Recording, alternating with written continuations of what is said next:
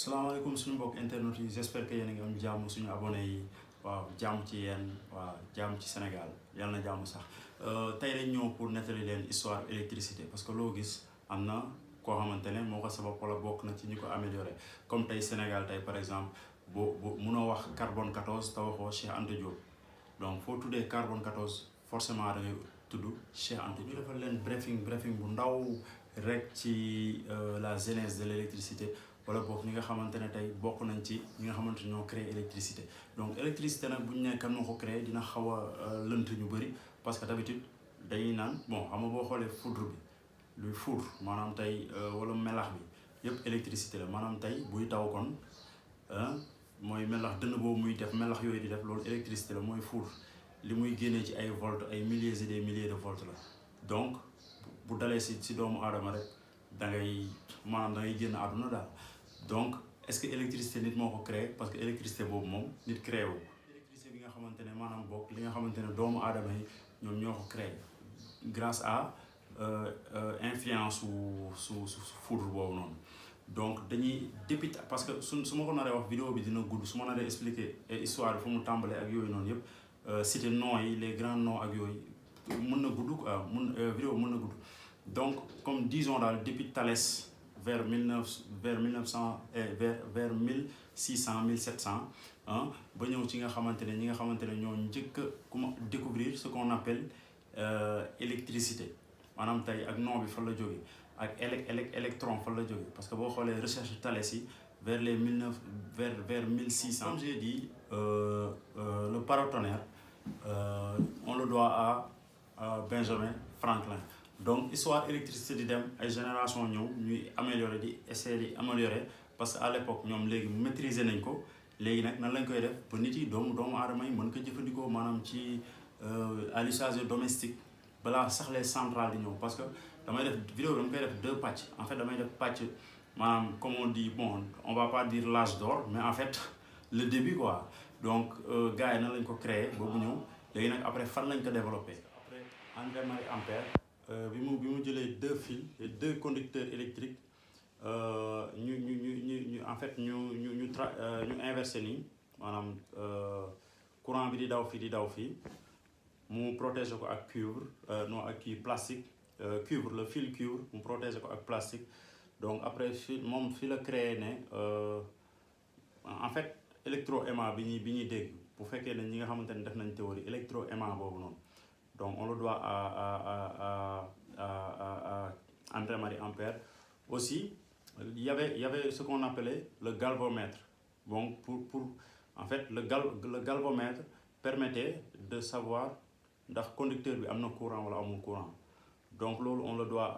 à André-Marie Ampère. galvomètre boobu noonu André-Marie Ampère créé woon donc loolu la gars yi gën a yeesal tuddee ko ampèremètre donc ce qu'on boo waxee ampèremètre boo waxee ampère wax nga santu maanaam big up nga maanaam delloo nga njukkal André-Marie Ampère de même comme sant ampère sant la comme André-Marie Ampère donc c'était un français bi nga xamante ne moom tamit bokk na si ñi nga xamante ne bokk nañ si ñi améliorer électricité en fait comme électricité nekkul benn nit kese moo découvrir lépp mais processus la kii day ñëw benn génération day ñëw def lii génération bi ñëw def lii génération bi ñëw def lii ok pour ñu xamee ko noonu tamit quoi donc électriciens yi ampère bi ñuy def ay intensité en ampère tel en ampère donc loolu noonu c'est sant jàmbur la maanaam André-Marie Ampère pour ngeen retenir ko ñi nga xamante ne peut-être defuñu théorie wala am na ñu bëri def nañ théorie sax parce que jàppuñu nom yooyu noonu André-Marie Ampère donc aussi ñu ne comme Volt Alessandro Volta parce que ñooñu deux noms yoo xamante ne tamit il ne faut pas les oublier aussi lu ci gën a remarquable mooy André-Marie Ampère à la base bu mu nekkee booy en fait deful école maanaam bon comme on dit rek l'école ne rend pas intelligent effectivement c'est pas l'école qui rend les gens intelligents loolu tamit il faut tam ñu bàyyi si xel parce que parents yu bëri ñoom foog nañ ne école nit daal bu deful école comme du réussir dans la vie wala nit bu deful école daal perte na quoi non c'est pas l'école qui rend intelligent bien vrai que l'école ça doit t'apprendre à lire et à écrire mais en fait c'est pas carrément l'école qui rend intelligent imaginez c'est les années 1800 André Marie Ampère mu nekkee booy jàngul mais papam en fait papam moo ko jàngal kër si kër gi quoi bon en fait ci kër gi la ko papam doon joxe ay cours xam nga après moom tam mu sob xam nga nekk enfant xale bu sob en fait xale yu sob yi intelligent yi il faut à chaque fois ngeen leen di encourager pour ñoom ñuy mën di créer quoi parce que yenn saa nga gis Afrique xale bu ndaw day créer benn affaire mais bon en fait dañ koy naan yow da nga doof wala non da ngay bàyyil yàq rek ngay def ak yooyu or que c'est en forgeant qu'on devient forgeron. Voilà, c'est en forgeant qu'on devient forgeron. Dans l'histoire aussi, bon, je ne sais pas chronologie, quoi, mais bon, je sais que aussi, am na tam benn français, Benjamin Franklin. Donc Benjamin Franklin bokk na ci ñi njëkk jëfandikoo électricité maanaam tey moom dafa inspiré wu ci foudre bi bon à l'époque foudre bi da doon rey ñu bëri quoi mais en fait buy taw nii foudre bi da doon rey ñu bëri parce que bon en fait boobu doomu aadama yi xamuñu woon nan la ñuy protéger woo face à la foudre donc léegi ce qu'il faut retenir mooy Benjamin Franklin moom dafa jël benn dafa def benn idée maanaam dafa jël tey benn cerf-volant maanaam cerf-volant si je me rappelle bien bi ñu nekk xale am na comme lu ñu doon def nii ay benn triangle nii def si mbuus jël bant takk ci buum sànni muy naaw nii di def nii di flotter ci air di flotter nii ci kaw donc moom dafa jël cerf-volant bi après mu gis ne kii bi dafa kii quoi nu mu tuddati foudre bi dafa laal léegi après mu ne non pourquoi pas donc après si la inspiré wu mu jël benn genre kii weñ ban weñ la ci loolu non caabi waaw moom caabi weñ la caabi la jël takk ko ci bon xaw ma nag ban matière la mais bon caabi la daal xam nga weñ moom aluminium ak kii yëpp bon ñun weñ la ñuy wax quoi mais dafa takk après sànni cerf-volant mais dafa gis ne dafa laal kii bi laal na fer bi te en fait cerf-volant bi est intact maanaam cerf-volant bi dara laalu ko quoi donc foofu la créer ce qu'on appelle paratonnerre donc en fait léegi doomu aadama yi di jëfandikoo ay paratonnerre di ko def ci ville yi parce que boo xoolee paratonnerre boobu noonu on le doit à Benjamin Franklin donc paratonnerre moom bokk na si wala bokk moom moo ko njëkk a créé waaw donc ci noonu bi ñu jógee ci 1600 1700 yi bi ñu ñëwee ci 1800 tak dafa am ku ñuy wax André Marie Ampère donc am André Marie Ampère tey boo xoolee électricité lépp loo jël am na tur maanaam lépp lu ñuy jëfandikoo tey si en électricité dafa am tur te ay sant la non ay santu jàmbur la maanaam tey par exemple boo jëlee tey Alessandro Volta maanaam volt mooy maanaam tension yi ñu ne 12 volts la 30 volts tel volt donc loolu on le doit à Alessandro Volta Alessandro Volta moom moo njëkk a créé pile électrique maanaam dafa jël ay kii nu tudd ay pièces genre acier aimant mu teg benn muy sentir ne mu ngi def benn frottement bu ndaw maanaam mu ngi koy masse bu ndaw mu ne ok pourquoi pas ma jéem ko additionner pour ma mën a am lu bëri il faut ma tegale leen si la jëlee benn pile teg si beneen pile teg si beneen pile teg si beneen pile teg si beneen pile teg si beneen pile teg si beneen pile nga gis ne additionner voltage yi parce que bu ko frotter après bu tegee day gis ne maanaam lumière bu mu doon def day ëpp quoi étincelle yi mu doon def donc si la ne ok lii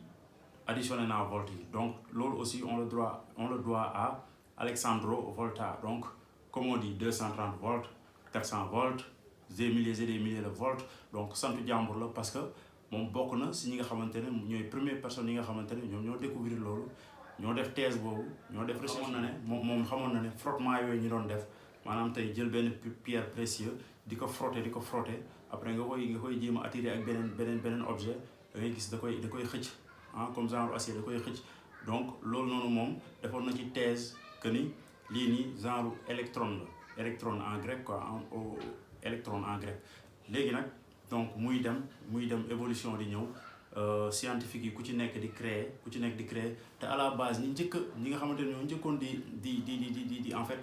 di créer affaire yi c'était ay nit yoo xamante ne dañu soboon maanaam dañu curieux parce que doomu aadama lépp looy def dans la vie il faut nga sob boo bëggee dara foog nga ciy gëstu. électricité di dem maanaam génération yi di ñëw